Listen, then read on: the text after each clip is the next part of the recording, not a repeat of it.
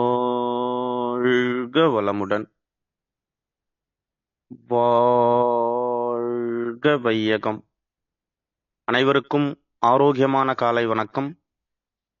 நல்லதே நடக்கும் சமூக நல அறக்கட்டளை முன்னெடுக்கக்கூடிய மருந்தில்லா மருத்துவ வாழ்வியல் பயிற்சிகள்.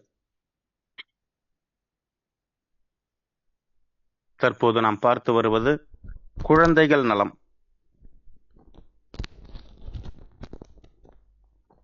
குழந்தைகள் நலம் என்ற தலைப்பில் குழந்தை வளர்ப்பில் பெற்றோர் பொறுப்பு எந்த பங்காற்றுகிறது, குழந்தைகளை நாம் எவ்வாறு பராமரிக்கிறோம், எவ்வாறு பராமரிக்க வேண்டும், குழந்தைகளை நாம் எவ்வாறு வளர்க்கிறோம், எவ்வாறு வளர்க்க வேண்டும் என்பதில் அனைத்து பெற்றோர்களுக்கும் மிக முக்கிய பங்கு உண்டு, கவனமும் உண்டு, அக்கறையும் உண்டு. அந்த அடிப்படையில் நாம் நமது குழந்தைகளை மிகவும் கவனமாக பொறுப்பாக வளர்த்து வருகிறோம். காரணம், இது எனது குழந்தை, இது எனது எதிர்காலம், இது எனக்கானது என்ற ஒரு நினைப்பு. என் குழந்தையை நான் தான் வளர்த்து வருகிறேன் என ஒவ்வொரு நாளும் நம் மனதிற்குள் ஓடக்கூடிய எண்ண ஓட்டங்கள். நான் உழைப்பதே என் பிள்ளைகளை நல்ல முறையில் வளர்ப்பதற்காகத்தான் என்ற எண்ண ஓட்டம் தொடர்ந்து நாம் சிந்தித்துக் கொண்டே இருப்பதின் விளைவு நமது ஆழ்மனதில் பதிகிறது. பிற்காலத்தில் எவ்வளவு கஷ்டப்பட்டு நான் உன்னை வளர்த்தேன் தெரியுமா என்ற வார்த்தைக்கு இடம் கொடுக்கிறது. குழந்தை அழகாக திரும்பச் சொல்லும், என்னை யாரு கஷ்டப்பட்டு வளர்க்க சொன்னது, என்ன உங்களை யாரு கஷ்டப்பட்டு வளர்க்க சொன்னது என்ற வார்த்தை திரும்ப வரும். வந்து கொண்டு இருக்கு வழக்கத்தில்.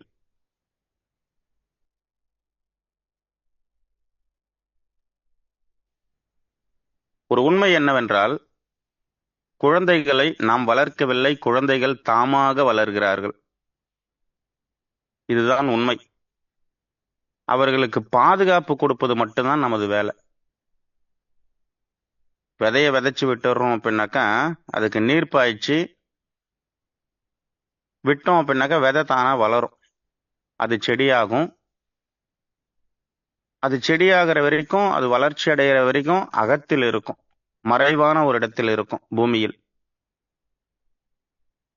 அது முளைய துவங்கி செடியாக வரும்போது புறச்சூழலுக்கு வரும்.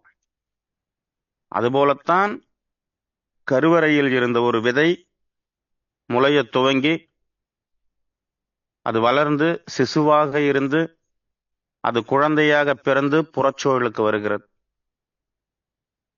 பூமியில் நாம் விதைத்த விதை வளர்ந்த பிறகு, செடியான பிறகு அதை மற்ற உயிரினங்கள் தாக்கிவிடக்கூடாது, ஆடு மாடுகள் மேய்ந்து விடக்கூடாது, இது தேவையற்ற கலை என்று மற்றவர்கள் அதை பிடுங்கிவிடக்கூடாது என்று அதை நாம் பாதுகாப்போம். தேவைக்கேற்ற போல் அதற்கு உணவு, நீர் கொடுப்போம். அதில் ஏதேனும் ஒரு பாதிப்பு, பழுது ஏற்பட்டால் அதை சீர் செய்வதற்காக அதற்கு மருந்து தெளிக்கக்கூடிய ஒரு வழக்கம் நமக்கு உள்ளது. அதுபோலதான் நமது பிள்ளைகள் பிறந்து விட்டார்கள், அவர்களை நாம் பாதுகாக்கிறோம், அவர்களுக்கு தேவையான உணவை ஏற்பாடு செய்து தருகிறோம், அவர்களுக்கு தேவையான கல்வியை ஏற்பாடு செய்து தருகிறோம், அவர்களுக்கு தேவையான வாழ்வியல் சூழலை நாம் ஏற்பாடு செய்து தருகிறோம். ஆனால் குழந்தையை நாம் வளர்க்கிறோமா என்று நாம் உற்று கவனித்தால் குழந்தைகள் தானாக வளருகிறார்கள். என் குழந்தை உள்பட அனைவரது குழந்தைக்கும் இது பொருந்தும். குழந்தைகள் தானாக வளருகிறார்கள். பெற்றோர்கள் நாம் நினைத்தால் கூட குழந்தைகளை வளர்க்க முடியாது. இந்த போக்கில்தான் இவர்களை வளர்க்க வேண்டும் என்று நாம் கட்டாயப்படுத்தி, கட்டுப்படுத்தி ஒரு வட்டத்திற்குள் அவர்களை கொண்டு வர வேண்டும் என்று நினைத்தால் அந்த குழந்தைகளிடம் யதார்த்தம் என்பதை நாம் எதிர்பார்க்க முடியாது. அந்த யதார்த்த மனநிலை அவர்களுக்கு மறைந்துவிடும். காரணம், அவர்களுக்கென்று தனி உணர்வு இருக்கிறது, அவர்களுக்கென்று தனி உலகம் இருக்கிறது. ஆனால் நம் பிள்ளைகளை நமக்கான கனவுகளுக்குள், நமக்கான உணர்வுக்குள், நமக்கான உலகத்திற்குள் கொண்டு வர வேண்டும் என்று ஒவ்வொரு பெற்றோர்களும் நாம் முயற்சி செய்து கொண்டே இருக்கிறோம். காரணம், அவ்வளவு பொறுப்பாக என் பிள்ளையை நான் வளர்க்கிறேன் என்ற ஒரு நினைப்பு. அவர்களுக்கு நல்லது கெட்டதை எடுத்துரைப்பது மட்டும்தான் நமது பணியே தவிர, நாம் கற்று வந்த நன்மை தீமைகளை அவர்களுக்கு சொல்லி வளர்ப்பது மட்டுமே நமது பணியே தவிர, இப்படித்தான் நீங்கள் இருக்க வேண்டும் என்று ஒரு பெற்றோர் ஒரு பிள்ளையை கட்டாயப்படுத்தினால், அந்த பிள்ளையின் மனநிலையும் அந்த பெற்றோரின் மனநிலையும் ஒன்றாக ஒத்துப்போகும் பட்சத்தில் அதை அந்த குழந்தை ஏற்றுக்கொள்ளும். இல்லாத பட்சத்தில் அந்த வார்த்தையை எதிர்க்கும், நிராகரிக்கும். வார்த்தையை நிராகரிக்கக்கூடிய பிள்ளை ஒரு கட்டத்தில் அந்த வார்த்தையை எடுத்துரைத்த பெற்றோரையே நிராகரிக்கக்கூடிய ஒரு சூழல் ஏற்படும். பெற்றோர்களுக்கும் பிள்ளைகளுக்கும் இருக்கக்கூடிய அந்த நட்பு, அந்த உறவு முறையாக சரியாக ஒத்திசைத்து செல்ல வேண்டும் என்றால், பிள்ளைகளின் உணர்வுகளை பெற்றோர்கள் மதிக்க வேண்டும் முதலில்.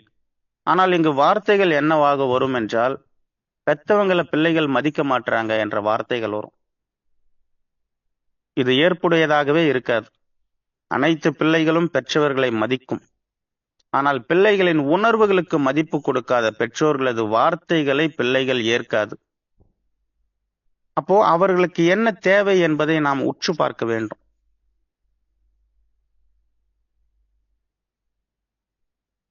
அதிக மதிப்பெண் எடுத்தால்தான் ஆகச்சிறந்த அறிவாளி குழந்தை என்ற ஒரு மனநிலை இங்கு உள்ளது. மதிப்பெண்ணை வைத்து மனித அறிவை மதிப்பிடக்கூடிய ஒரு சூழல் இங்கு சென்று கொண்டுள்ளது.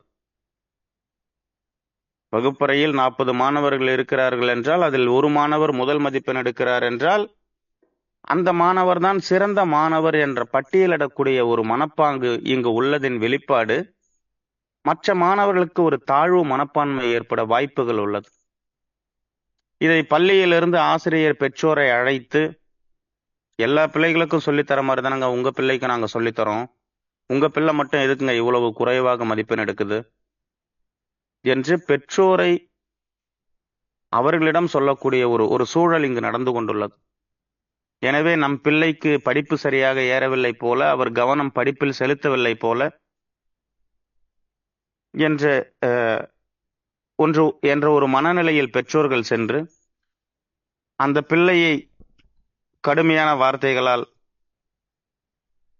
அவர்களை சிரமப்படுத்தி, படிக்கிறத விட உனக்கு வேற என்ன வேலை, உனக்காக நான் என்னென்ன பண்ணிக்கிட்டு இருக்கேன், எவ்வளவு கஷ்டப்பட்டுக்கிட்டு இருக்கேன், நீ படிக்கிறதுக்காக நான் எவ்வளவு காசு பணம் செலவு பண்ணிக்கிட்டு இருக்கேன் தெரியுமா உங்களுக்கு, படிக்கிறத விட உங்களுக்கு என்ன வேலை, இப்ப படிச்சாதானே எதிர்காலத்துல நல்லா இருக்க முடியும் என்ற வார்த்தைகள் சொல்லும் போது, இந்த வார்த்தைகளை பிள்ளைகள் ஏற்காது. காரணம், அவர்களது சிந்தனை வேற. அதிக மதிப்பெண் எடுத்து பள்ளியில் முதல் மாணவனாகவும் மாநிலத்திலே முதல் மாணவனாகவும் எடுத்தால் கூட, அவர் ஏதோ ஒரு நிறுவனத்தில் தான் வேலை செய்ய போகிறார். ஏதோ ஒரு முதலாளிக்கு கீழ் மாத சம்பளம் வாங்கக்கூடிய ஒரு பணியைத்தான் செய்ய போகிறார். இங்க பொதுவான ஒரு வார்த்தை இருக்கு, நல்லா படிச்சு டாக்டர் ஆகணும், நல்லா படிச்சு இன்ஜினியர் ஆகணும், நல்லா படிச்சு கலெக்டர் ஆகணும். எல்லா பெற்றோர்களும் பிள்ளைக்கு சொல்லக்கூடிய வார்த்தை. இன்றைய காலகட்டத்தில் அது மாறிவிட்டது. ஆனால் தொடர்ச்சியாக சொல்லக்கூடிய வார்த்தை. இப்ப எல்லா பிள்ளைகளும் இன்ஜினியர் ஆயிட்டா யார் வீடு கட்டுறது, எல்லா பிள்ளைகளுமே டாக்டர் ஆயிட்டா யாரு பேஷண்ட். அவர்களுக்கென்று ஒரு உலகம் இருக்கு. பிள்ளைகள்கிட்ட கேட்கணும். முதல்ல 1ஆம் வகுப்பு சேர்க்கறதுக்கு முன்னாடி, அப்பா நீ என்ன படிக்கணும்னு நினைக்கிற, எனக்கு பள்ளிக்கூடம் வேணான்னு சொல்ல. முதல்ல அப்படிலாம் சொல்லக்கூடாது என்று அவர்களது அந்த மனக்கோட்டையை சிதைத்து உடைத்து பிறகுதான் நம் பள்ளியில் கொண்டு போய் சேர்க்கிறோம். எந்த ஒரு குழந்தையாகட்டும், முதல் நாள் பள்ளிக்கு கொண்டு போய் நாம் சேர்க்கும் போது விரும்பி போய் வகுப்பறையில் எந்த குழந்தையும் அமருவது கிடையாது. அந்த பள்ளியை ஏற்பதில்லை முதலில் குழந்தைகள். படிக்க கூடாதுங்கிறத நாங்க திணிக்க வரல. ஆனால் குழந்தைகளோட உணர்வுகளை நாம் மதிக்க வேண்டும். பள்ளிக்கு செல்வதற்கு முன், பள்ளியில் சேர்ப்பதற்கு முன் குழந்தைகளின் உணர்வுகளை நாம் உற்று நோக்க வேண்டும். இதை விட நமக்கு வேற என்ன வேலை? காசு பணம் யாருக்கு சம்பாதிக்கிறோம்? குழந்தைகளுக்கு தான் சம்பாதிக்கிறோம். அதை மறுக்கவே முடியாது.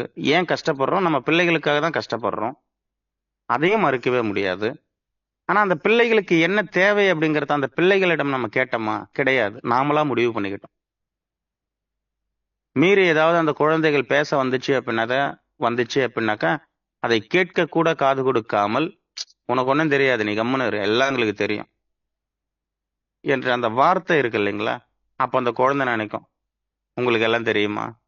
எல்லாம் தெரிஞ்ச மாதிரி நீங்க காட்டிக்கிறீங்க என்ற மனநிலையில் அந்த குழந்தை செல்லும். இன்றைய காலச்சூழலில் குழந்தை பிறந்துருச்சு அப்படின்னாலே பள்ளியில போயிட்டு முன்பதிவு செய்யக்கூடிய ஒரு சூழல் ஏற்படுது. 3 வயதில் பள்ளிக்கு சேர்த்த நிலை மாறி 1.5 வயதில் பள்ளியில் சேர்க்கக்கூடிய நிலை இப்போது வந்துவிட்டது. அந்த அந்த குழந்தை அப்போதுதான் பேசவே துவங்கும். ஒரு 3 வயதில் தான் அந்த மழலை பேச்சு மாறி இயல்பாக பேச துவங்கும். முன்பொரு காலத்தில் என்ன பண்ணுவாங்க அப்படின்னாக்கா, குழந்தைகள் பேச துவங்கும் போது அந்த தாய் எடுத்து இடுப்புல வச்சுக்கிட்டு தெருவெல்லாம் சந்தோஷமா போயிட்டு இருக்கக்கூடிய உறவுகள் கிட்ட, நண்பர்கள் கிட்ட பகிர்ந்து கொள்வாங்க. அக்கா, என் குழந்தை பேசுறான், சித்தி என் குழந்தை பேசுறாங்க, அண்ணா என் குழந்தை பேசுது, பாருங்களேன், கேளுங்களேன் என்ற சொன்ன காலம் மாறி இன்று குழந்தை பேச துவங்குச்சு அப்படின்னாக்கா குடும்பமே பதறிடுது. குழந்தை பேசிட்டான், என்ன பண்ணணும்? அடுத்து பள்ளிக்கூடத்துல சேர்க்கணும். கொண்டு போயிட்டு பள்ளிக்கூடத்துல சேர்த்துறோம். அங்க ஆசிரியர் சொல்றாங்க, சைலண்ட், பேசாத. அந்த வார்த்தையை கேட்ட உடனே, இப்பதானே நான் பேச துவங்கினேன், என்ன பேச ஆரம்பிக்கும் போதே பேசாதன்னு சொன்னா என்ன அர்த்தம் என்ற ஒரு நிலை வந்துருது. அதன் பிறகு குழந்தைகளுக்கு சொல்லக்கூடிய அறிவுரைகள், எதிர்காலம் குறித்து அவர்களுக்கு சொல்லக்கூடிய தகவல்கள், இது அந்த குழந்தைகளுக்கு சிந்தனைகளாக மாறி வேற வழியே இல்லை என்ற ஒரு நிலைப்பாட்டில் பள்ளியில் அமருகிறார்கள். பிறகு பள்ளியின் மீது இருக்கக்கூடிய அந்த விருப்பம் என்பதை விட உடன் இருக்கக்கூடிய அந்த அவர்கள் வயது ஒத்த நண்பர்களோடு இருக்கக்கூடிய ஒரு நட்பு, அந்த பாடத்தின் மீது இருக்கக்கூடிய ஒரு நட்பு, காதல், இதன் வெளிப்பாடாக தொடர்ச்சியாக குழந்தைகள் விரும்பி பள்ளிக்கு செல்லுவார்கள். அடுத்து இதுதான், வேற வழி இல்லை, சரி நம்ம படிச்சு ஆகணும் என்ற மனநிலையில் அவர்கள் படிக்கிறார்கள். படிக்கும் போது என்ன ஒரு சிக்கல் அப்படின்னாக்கா, எல்லா பெற்றோர்களும் சொல்றது நிறைய மார்க் எடுக்கணும், நிறைய மார்க் எடுக்கணும், நிறைய மார்க் எடுத்து என்ன பண்ற, நல்லா படிக்கணும். முதல்ல சொல்ற வார்த்தை நல்லா படிக்கணும், நல்லா படிச்சு நிறைய மார்க் எடுக்கணும், நிறைய மார்க் எடுத்து பெரிய நிறுவனத்துக்கு வேலைக்கு போகணும், பெரிய நிறுவனத்துக்கு வேலைக்கு போய் கை நிறைய சம்பாதிக்கணும், சம்பாரிச்சு உடம்ப கவனிக்காம, சுற்றங்களை கவனிக்காம, உறவுகளை கவனிக்காம ஒரு சுயநலமாக வாழக்கூடிய ஒரு வாழ்க்கை சூழலைத்தான் ஏற்படுத்தி தருகிறது இன்றைய கல்வி முறை. குழந்தைகள் இந்த இந்த இந்த மண்ணின் வரம். நம் வழியாக குழந்தைகள் இந்த மண்ணில் பிறந்திருக்கிறார்களே தவிர நமக்காக குழந்தைகள் இந்த மண்ணில் பிறக்கவில்லை. இந்த உண்மையை நாம் எப்போது புரிந்து கொள்கிறோம், ஏற்றுக்கொள்ள வேண்டாம், புரிந்து கொள்கிறோமோ அப்போது நம் குழந்தைகளின் உணர்வுகளுக்கு நாம் மதிப்பு கொடுத்து அவர்களிடம் நம்ம பேச துவங்கும். துவக்கத்திலே அவர்களது மனதில் ஒரு மோசமான சிந்தனையை நாம் விதைத்து விட்டால் அவர்களது மனநிலை மிக மோசமானதாக மாறும். நாம குழந்தையா இருக்கும்போது எப்படி இருந்தோம்? நாம விரும்பிதான் பள்ளியில போய் அமர்ந்தோமா? நம்மை வளர்த்தவர்கள், நமது பெற்றோர்கள், உறவினர்கள் நமது உணர்வுகளுக்கு மதிப்பளித்தார்களா? நம்மை பேச விட்டார்களா? நம்மிடம் வார்த்தைகளை கேட்டார்களா என்றால் நமக்கு தெரியும், இல்லை என்று. ஏதோ சில குடும்பங்களில் அதை ஏற்றுக்கொள்ளலாம். ஆனால் பெருவாரியான சமூகத்தில் பிள்ளைகளின் வார்த்தைகளை ஏற்றுக்கொள்வது கிடையாது இன்றளவும். அந்த நிலை மாறி பெற்றோர்கள் பிள்ளைகளின் உணர்வுகளுக்கு மதிப்பு கொடுத்தோமேயானால் அந்த பிள்ளைகள் உறுதியாக அவர்களிடத்தில் சொல்லுவார்கள், எனக்கு இது வேண்டும், எனக்கு இது பிடிக்கிறது, நான் இதை செய்கிறேன் என்று குழந்தைகள் சொல்லுவார்கள். குழந்தைகள் சொல்லுவது அத்தனையும் பெற்றோர்கள் ஏற்றுக்கொள்ள வேண்டும் என்ற கட்டாயம் கிடையாது. அந்த அடிப்படையில் இந்த தகவலை நாம் பகிர்ந்து கொள்ளவில்லை. ஆனால் அவர்களது உணர்வுகளை வெளிப்படுத்துவதற்கு ஒரு வாய்ப்பினை நாம் வழங்க வேண்டும்.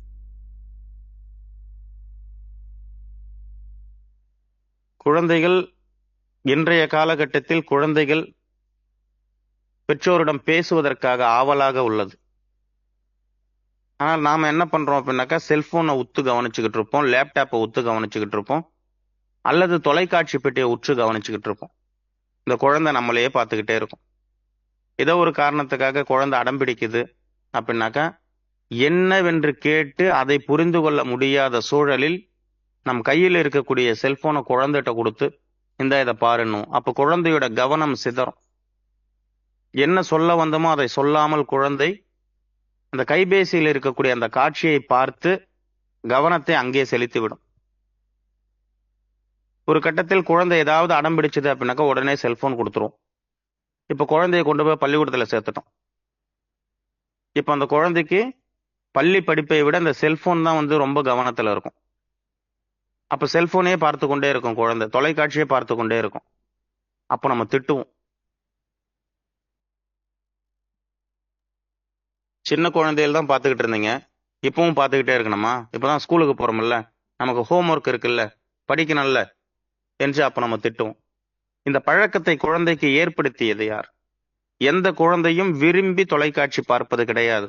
எந்த குழந்தையும் விரும்பி கைபேசியை பார்ப்பது கிடையாது. கை குழந்தையா மடியில இருக்கும் போதே குழந்தைய மடியில வச்சுக்கிட்டு நம்ம செல்போன் பார்த்துக்கிட்டு இருக்கும்போது குழந்தை அதை கவனிக்குது. குழந்தைய கூடவே வச்சுக்கிட்டு நம்ம தொலைக்காட்சியில நெடுந்தொடர் பார்த்து கொண்டு அழுது கொண்டு இருக்கும்போது குழந்தை அதை பார்க்குது, நம்மளையும் பார்க்குது, தொலைக்காட்சியும் பார்க்குது. மனம் என்பது தகவலுக்காக அகலவிருந்து காத்து கொண்டே இருக்கும்.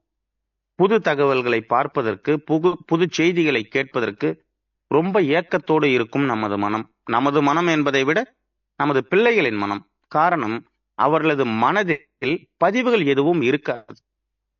வெள்ளை காகிதம் போல இருக்கும். அந்த வெள்ளை காகிதம் போல இருக்கக்கூடிய அந்த குழந்தைகளின் மனதில் தகவல்கள் போய் பதிய வேண்டும் என்றால் அது பார்ப்பதை அத்தனையும் ஏற்றுக்கொள்ளும். அதை ஏற்றுக்கொண்டு உள்வாங்கிக் கொண்ட அந்த குழந்தைகளின் மனம் இதுதான் சரி என்று மனதில் பதிவு செய்து கொள்ளும். அது பெற்றோர்களாகிய நாம் சொல்லக்கூடிய தகவல்கள் ஆகட்டும், நாம் செய்யக்கூடிய செயல்கள் ஆகட்டும், புறச்சூழலில் அவர்கள் பார்க்கக்கூடிய காட்சிகளாகட்டும், இவை அத்தனையுமே இதுதான் சரி, இதுதான் தவறு என்று குழந்தைகளின் மனதில் பதிவு வைத்துக் கொள்ளும். பிற்காலத்தில் அதை அது வெளிப்படுத்தும். எனவே நல்ல குழந்தைகளாக வளருவதற்கும், நல்ல சிந்தனை கொண்ட குழந்தைகளாக இருப்பதற்கும், குழந்தைகளை தீய குழந்தைகள் என்று சொல்லவே முடியாது. குழந்தைகள் அனைவரும் நல்லவர்களே. அவர்கள் வளர்ச்சிக்கான சூழலை ஏற்படுத்தி கொடுப்பது யார் என்று பார்த்தால் பெற்றோர்களாகிய நாம் தான். உடல்நிலை சரியில்லை என்று எந்த குழந்தையும் மருத்துவமனைக்கு போகலாம், மருந்துகள் சாப்பிடலாம், மருத்துவரை சந்திக்கலாம் என்று குழந்தைகள் சொல்லுவதே கிடையாது. மருந்து என்றால் என்னவென்று குழந்தைகளுக்கு தெரியவே தெரியாது. காரணம், அவர்கள் உடலுக்குள்ளேயே ஒரு மிகப்பெரிய உயிர் மருந்தியல் கூடம் ஒன்று உடலுக்குள்ளேயே உள்ளது என்று அந்த குழந்தைகளுக்கு தெரியும். குழந்தைகளுக்கான உணர்வுகளில் தெரியும். குழந்தைகளின் உடலில் ஏதேனும் ஒரு பாதிப்பு வந்துவிட்டால் அந்த பாதிப்பை சரி செய்யக்கூடிய, அந்த பாதிப்புகளுக்கு தேவையான மருந்து அந்த குழந்தைகளின் உடலிலேயே உற்பத்தி ஆகும் என்பது குழந்தைகளுக்கு தெரியும். அறிவு வளர்ந்த பிறகு அது மறந்து போயிருக்கு. ஆனால் சாதாரண ஒரு சளி தொந்தரவுக்காகவோ, ஒரு தும்பல் தொந்தரவுக்காகவோ, ஒரு காய்ச்சல் தொந்தரவோ உடலில் ஏற்பட்டால் உடனேயே அந்த குழந்தையை அழைத்து சென்று மருத்துவமனையில் மருந்துகள் கொடுத்து, மருத்துவரின் ஆலோசனைப்படி நாம் அந்த குழந்தையை நடத்தும் போது அந்த குழந்தையின் உடலில் உற்பத்தியாகக்கூடிய அந்த உயிர் மருந்து செயல்படாமல் போய்விடுகிறது. அகமருந்து புறமருந்து என்று 2 மருந்துகள் உள்ளது. அகமருந்து என்பது உடலுக்குள்ளேயே தானேயே உற்பத்தியாகக்கூடிய ஒரு மருந்து. புறமருந்து என்பது மருத்துவர்களின் உதவியோடு நாம் மருந்து கடைகளில் வாங்கக்கூடிய மருந்து. உடலுக்குள்ளேயே உற்பத்தியாகக்கூடிய அகமருந்தில் உயிர் இருக்கும், உயிர் வேதியியல் இருக்கும். மருந்து கடைகளில் வாங்கக்கூடிய புறமருந்தில் ரசாயன வேதியியல் இருக்கும். இந்த உயிரானது ரசாயனத்தை ஏற்காது, எதிர்க்கும். இந்த தகவல்களை நாம் புரிந்து கொண்டு குழந்தைகளை வளர்க்க துவங்கும் போது அந்த குழந்தைகள் ஆரோக்கியம் நிறைந்த, அறிவாற்றல் நிறைந்த குழந்தைகளாக வளர்கிறார்கள். நாம் குழந்தையை பெற்றுவிட்டோம், ஈன்றுவிட்டோம், அவர்களை வளர்க்கிறோம் என்றால் நமது முதல் பங்கு என்னவென்றால் அவர்களது அறிவை வளர்ப்பதற்கான சூழலை நாம் ஏற்படுத்தவில்லை என்றாலும் கூட அவர்களது அறிவை மட்டுப்படுத்தக்கூடிய ஒரு சூழலை நாம் ஏற்படுத்திவிடக் கூடாது. இதை பெற்றோர்களாகிய நாம் ஒவ்வொருவரும் கவனத்தில் வைத்து குழந்தைகளை பராமரிக்கும் போது அவர்களுக்கான அந்த அந்த வெளிப்படைத்தன்மை, அந்த அறிவை வெளிப்படுத்தக்கூடிய அந்த ஆற்றல் அபிரிதமாக பெருகும். காரணம், ஆரோக்கியமான உடம்பிலிருந்து தான் ஆரோக்கியமான சிந்தனைகள் பிறக்கும். ஆங்கில பழமொழி ஒன்று சொல்கிறது, சவுண்ட் பாடி சவுண்ட் மைண்ட். எவர் ஒரு உடம்பில் ஆரோக்கியம் குறையில்லாமல் இருக்கிறதோ அவரால் அறிவாற்றலோடு அதிகமாக சிந்திக்க முடியும். உடம்பில் ஏதேனும் ஒரு உடல் தொந்தரவுகளால் நோய்வாய்ப்பட்டு இருக்கும் போது அவர்களால் சரியாக தெளிவாக சிந்திப்பது என்பது குறைந்துவிடும். சவுண்ட் பாடி சவுண்ட் மைண்ட். நம் குழந்தைகளின் ஆரோக்கியத்தை சிதைப்பதில் முதல் பங்காற்றுவது யார் என்று பார்த்தால் பெற்றோர்களாகிய நாம் தான். அவர்கள் மீது இருக்கிற அக்கறையின் வெளிப்பாட்டில் கொண்டு போய் மருத்துவமனையில் புற மருந்துகள் வாங்கி கொடுத்து அவர்கள் உடலில் உற்பத்தியாகக்கூடிய அந்த அக மருந்தை செயல்பட விடாமலே தடுத்து விடுகிறோம்.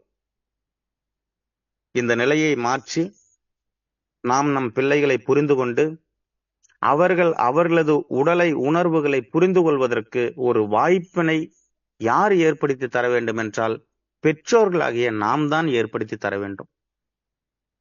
சிலருக்கு போதிக்கும் போது புரியும், சிலருக்கு பாதிக்கும் போது புரியும். குழந்தைகளுக்கு சளி ஒழுகிறது என்றால் அதற்கு அனுமதிக்கணும். முதலில் அதற்கு அனுமதிக்கணும். நம்ம நல்லா கவனிச்சு பார்ப்போம். குழந்தைகளுக்கு சளி தொந்தரவு இருந்து சளி ஒழுகும் போது குழந்தைகள் இந்த மண்ணோடு போய் விளையாடணும் என்று அதிகமாக விருப்பப்படும். சாதாரண தரையில் இருக்கக்கூடிய மண்ணில் விளையாடுவதற்கு குழந்தைகள் அதிகமாக விருப்பப்படும். குழந்தைகளை மண்ணில் விளையாட அனுமதித்தோமேயானால் அந்த சளி தொந்தரவு வெகு விரைவில் சரியாகும். பூமியில் இருக்கக்கூடிய மண் உடலில் இருக்கக்கூடிய மண்ணீரலோடும் நுரையீரலோடும் நேரடி தொடர்பு கொண்டது. அந்த குழந்தைகள் மண்ணில் போயிட்டு உடம்பெல்லாம் மண்ணை பூசிக்கிட்டு விளையாடும் போது மூக்கொழுகிறதுங்கிறது கூடுதலாகி இருக்கக்கூடிய கழிவுகள் அத்தனையும் விரைந்து வெளியே வந்துடும். இப்ப வாழக்கூடிய சூழல்ல மண்ணையே பார்க்க முடியல, அத்தனையுமே மொசைக்கு, கிரனைட்டு, மார்பிள் தானே. அப்புறம் எப்படி குழந்தைகள் மண்ணோட விளையாடும்? அப்படியே மீறி குழந்தை கையில மண்ணு எடுத்துட்டாங்க அப்படின்னாலும், மண்ணு பட்டுருச்சு அப்படின்னாலும் அலர்ஜி ஆயிரும்.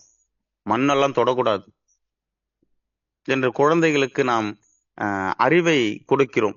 மண்ணெல்லாம் தொடக்கூடாது, மண்ணெல்லாம் கையில் எடுக்கக்கூடாது என்று. மண்ணுக்கும் மனிதனுக்கும் நேரடி தொடர்பு உண்டு. மண் இல்லாமல் மனிதனால் இருக்கவும் முடியாது, இறக்கவும் முடியாது. நம் உடலிலும் மண் இருக்கு, இந்த உலகம் முழுக்க மண் இருக்கு. கடல் இருக்கு அப்படின்னாலும் கடலுக்கு கீழே மண் இருக்கு. மண் இல்லாத இடமே கிடையாது. எந்த குழந்தை மண்ணோடு அதிக தொடர்போடு இருக்கிறதோ அந்த குழந்தை ஆரோக்கியமாக வளரும். குழந்தைய மண்ணே உடம்புல படக்கூடாது என்று அவர்களுக்கு ஒரு அறிவை கொடுத்து வளர்த்து வரும்போது குழந்தை வளர்ந்து பெரியவங்க ஆன பிறகு மருத்துவமனைக்கு செல்லும் போது அங்க மருத்துவர்கள் அறிவுரை சொல்றாங்க, மண் குளியல் செய்யுங்க என்று. அப்ப போயிட்டு பணத்தை கொடுத்துட்டு உடம்பெல்லாம் மண்ணை பூசிக்கிட்டு கொஞ்ச நேரம் உட்கார்றோம். அது குழந்தையிலிருந்தே செஞ்சிருக்கலாமே. எனவே நாம் எதற்காக பிறந்தோம், என்ன செய்து கொண்டிருக்கிறோம், வாழ்க்கை என்றால் என்ன, என்ற புரிதலை நாம் நமக்கு முதலில் நமக்கு நாம் வளர்த்து கொண்டோமேயானால், அந்த புரிதலை நாம் புரிந்து கொண்டோமேயானால், இந்த வாழ்க்கைக்கான அர்த்தம் நமக்கு தெரியும். இப்ப இந்த கைபேசியை நான் கையில வச்சிருக்கேன், இது என் வாழ்க்கைக்கு எந்த அளவிற்கு பயன்படுகிறது? இப்ப இந்த உணவை நான் சாப்பிடுறேன், இந்த உணவு எனது உடலுக்கு எந்த அளவுக்கு பயன்பாட்டாக இருக்கும்? இப்ப இந்த நபரோடு நான் பேசிக்கொண்டு இருக்கேன், இது என் வாழ்க்கைக்கு எந்த அளவுக்கு பிரயோஜனமாக இருக்கும்? இப்ப இந்த நபரோடு, இந்த உறவோடு நான் நேரத்தை ஒதுக்கி கொண்டு இருக்கேன், இந்த நேரம் என் வாழ்க்கைக்கு எந்த அளவுக்கு பயனுள்ளதாக இருக்கும் என்று ஒவ்வொரு மனிதனும் செய்யக்கூடிய ஒவ்வொரு செயலிலும் முழு புரிதலோடு நாம் செய்தோமே என்றால் வாழ்க்கை வசந்தமாக மாறும். ஒரு மனிதன் வாழ்ந்து முடிந்து இறந்த பிறகு சொர்க்கம் நரகம் என்று பார்ப்பதை விட வாழும் போதே சொர்க்கத்தில் வாழலாம். இந்த புரிதலோடு நாம் இன்று முதல் பயணிக்கும் போது ஒவ்வொரு நாளும் நமக்கு இனிமையான நாட்களாக அமையும். ஒவ்வொரு நாளும் நமக்கு ஆரோக்கியமான நாட்களாக அமையும் என்று கூறி, இந்த இயற்கை சார்ந்த வாழ்வியல் சார்ந்த தகவல்களை தங்களோடு பகிர்ந்து கொள்வதற்கு எனக்கு ஒரு வாய்ப்பினை வழங்கிய இந்த இயற்கைக்கும் பிரபஞ்சத்திற்கும் நல்லதே நடக்கும் சமூக நல அறக்கட்டளைக்கும் PPA ஸ்பீட்காஸ்ட் நிர்வாகத்திற்கும் தங்கள் அனைவருக்கும் நன்றி கூறி விடைபெறுகிறேன். நன்றி, வணக்கம். நல்லதே நடக்கும். நண்பர்களே, இன்றைய பதிவு குறித்து ஒரு 2 நபர்கள் தங்களது கருத்துக்களை பகிர்ந்து கொள்ளலாம்.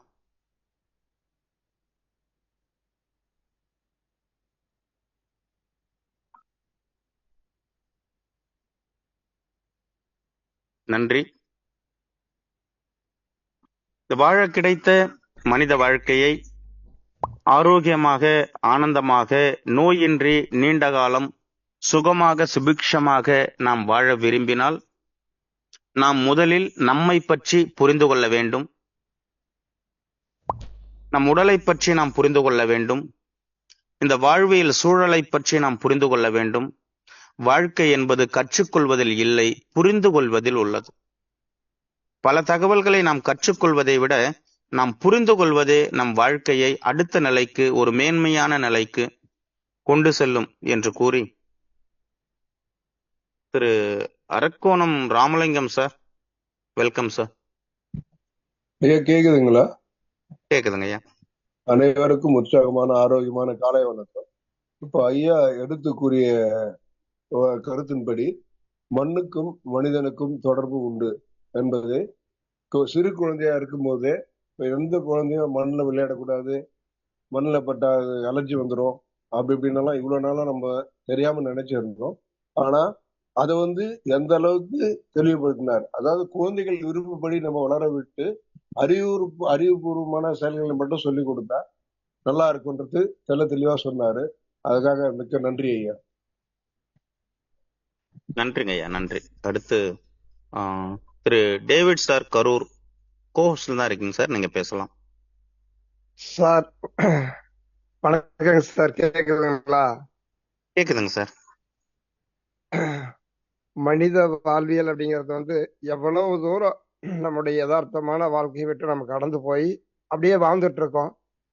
இந்த கால சூழல்ல மீண்டும் மனிதன் தன்னை உணர்ந்து தன் எப்படி வாழணும் அப்படிங்கிற அந்த வாழ்க்கை அடிப்படை தத்துவத்தை ஒவ்வொரு நாளும் அந்த முதல்ல உன்னை அறிந்தால் நீ உன்னை அறிந்தால் உலகத்தில் போராடலாம், உயர்ந்தாலும் தாழ்ந்தாலும் தலை வணங்காமல் நீ வாழலாம்னு சொன்ன மாதிரி அந்த பாட்டுக்கு நம்மை நாம் அறிந்து கொள்ள, நம்முடைய வாழ்க்கை நெறிகளை அறிந்து கொண்டு நம்ம எவ்வளவோ தூரம் இந்த மண்ணோடும் இந்த இயற்கையோடும், இயற்கையை விட்டு மண்ணை விட்டு நம்ம கடந்து நம்ம ஏதோ ஒரு வேற்று கிரக வாசிய மாதிரி வாழ்ந்துட்டு இருக்கிற இந்த கால சூழல்ல மனித மண்ணோடு சேர்ந்து வாழணும் அப்படின்னு சொன்னதான இந்த காலை நேர கருத்துக்கள் அனைத்தும் மிக மிக ரொம்ப அருமையான கருத்துக்கள் ஐயா. ரொம்ப சந்தோஷம், மகிழ்ச்சியா இருக்கு.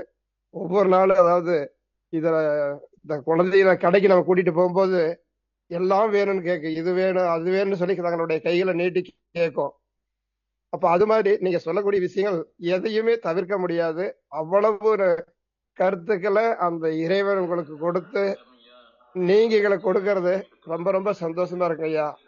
இந்த மாதிரி இந்த கருத்துக்களை கேட்டு ஒவ்வொரு மனிதர்களும், ஒவ்வொரு குடும்பங்களும், இந்த ஸ்பீட் கேஸ்க்குள்ள பயணம் பண்ணுறதான ஒவ்வொரு குடும்பங்களும், ஒவ்வொரு நபர்களும் அந்த மனிதனை யாரு, மனிதனை எப்படி வாழணும் அப்படிங்கிற நெறிமுறையில ரொம்ப, நாங்கெல்லாம் வயதுல 55 வயசு 60 வயசு 70 வயசு ஆனாலும் உங்களை பொறுத்தளவுல நாங்க எல்லாருமே உங்களுடைய குழந்தைகள்.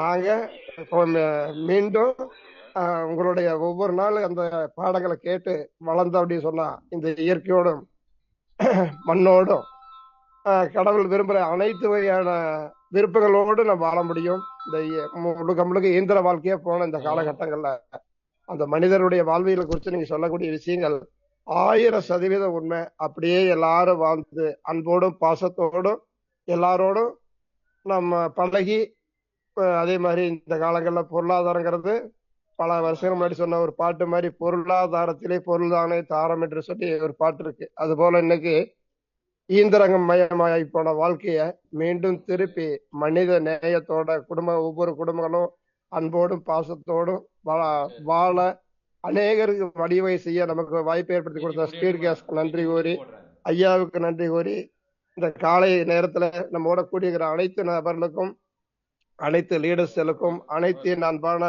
சகோதர சகோதரிக்கு நன்றி கூறி விடைபெறுகிறேன். Wish you all the best. Jai Hind. Thank you sir. நன்றிங்க ஐயா, நன்றி, மகிழ்ச்சி. வாய்ப்பளித்த தங்கள் அனைவருக்கும் மீண்டும் ஒரு முறை நன்றி கூறி விடைபெறுகிறேன். நன்றி, வணக்கம். நல்லதே நடக்கும். நன்றி.